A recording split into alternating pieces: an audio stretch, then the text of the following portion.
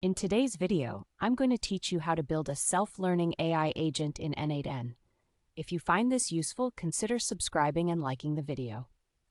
Now, n8n is a powerful tool for building automation workflows, and when you combine it with a self-learning AI model, you can create something truly remarkable. So let's jump right in. First, the initial step is to set up your n8n environment. If you haven't already, you'll want to head over to n8n.io and either set it up locally or use their cloud service. Once you have n8n up and running, you're ready to start creating your workflows. Now, before we dive deeper, learn a little about what self-learning really is. In short, it's about creating AI that can improve its performance based on the data it processes.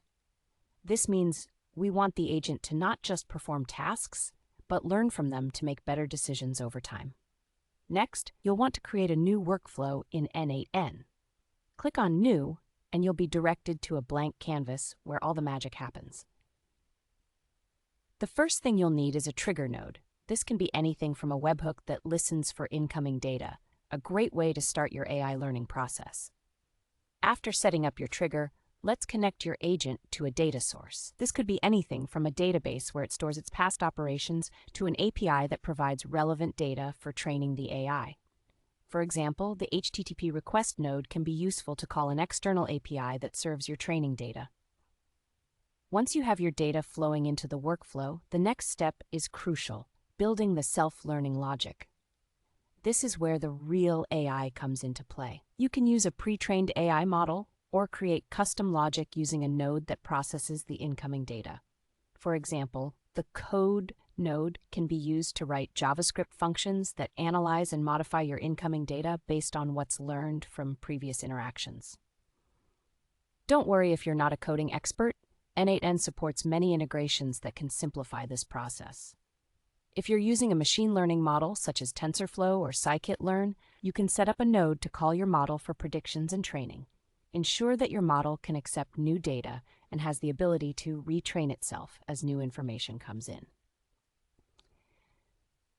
After setting up the learning mechanism, it's time to integrate feedback loops. This is where your agent's self-learning comes fully into play. Create a node that allows feedback to flow back to the training data.